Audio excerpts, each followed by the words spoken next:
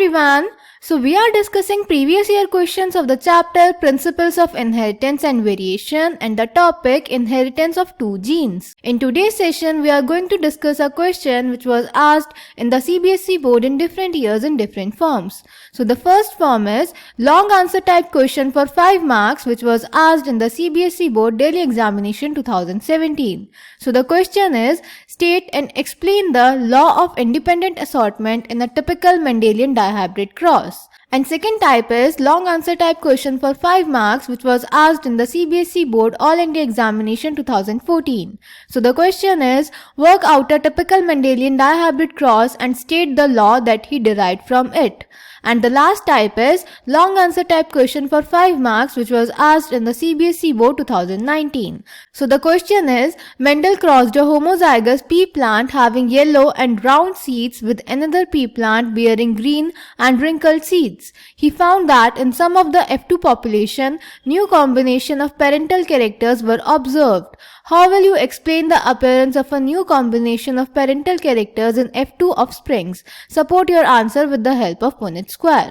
तो बेटा इस क्वेश्चन में पहले दो टाइप में तो हमें directly law of independent assortment समझाने को बोला है जो कि मेंडल ने डायहाइब्रिड क्रॉस के बेसिस पे दिया था. तो हमें लॉ ऑफ इंडिपेंडेंट असॉर्टमेंट को डायहाइब्रिड क्रॉस की हेल्प से एक्सप्लेन करना है.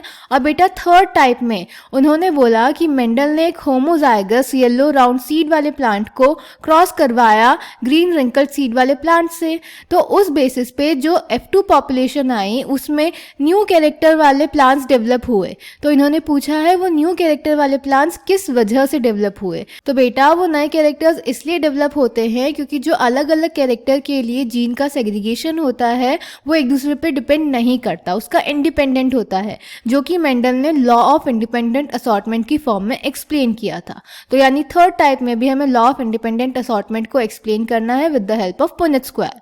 सो लेट्स चेक द आंसर. तो बेटा मेंडल ने डायहाइब्रिड क्रॉस की बेसिस पे जो लॉ दिया था उसका नाम था लॉ ऑफ इंडिपेंडेंट असॉर्टमेंट, जिसमें उन्होंने बोला था कि अगर हम एक क्रॉस में 2 पेयर ऑफ ट्रेट्स का इनहेरिटेंस स्टडी कर रहे हैं तो दोनों ट्रेट्स के जो जीन्स होंगे वो जब सेग्रीगेट करेंगे तो उनका सेग्रीगेशन एक दूसरे पे डिपेंड नहीं करेगा, वो एक दूसरे के इंडिपेंडेंट होगा.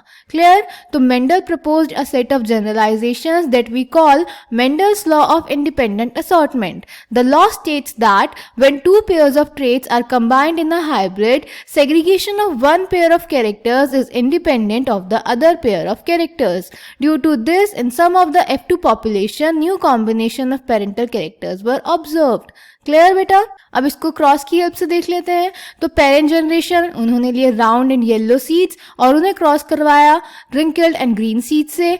राउंड एंड येलो का जीनोटाइप था capital R capital R capital Y and wrinkled green का जीनोटाइप था small r small y small y. Round and yellow seed के गैमीट्स बने capital R capital Y and wrinkled green के gametes बने small r small y. जब इन दोनों gametes का फ्यूजन हुआ तो F1 जनरेशन बनी with the genotype capital R small r capital Y small y and the phenotype round and yellow. जब F1 जनरेशन की सेल्फिंग कराई तो हमारे पास अलग अलग टाइप के गैमीट्स बने और उनसे हमारे पास अलग अलग टाइप के जीनोटाइप और फिनोटाइप आए. तो F2 जनरेशन का फिनोटाइपिक रेशियो आया round and yellow is to round and green is to wrinkled yellow is to wrinkled green, 9:3:3:1. Clear beta?